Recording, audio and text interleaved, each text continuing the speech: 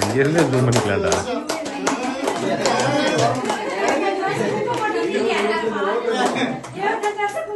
கேட்டா 25 வருஷத்துக்கு முன்னாடி கல்யாணம் வச்சு ஐயருக்கான செஞ்ச பாவம் சும்மா செத்து போயிட்டாமா. இல்ல இல்ல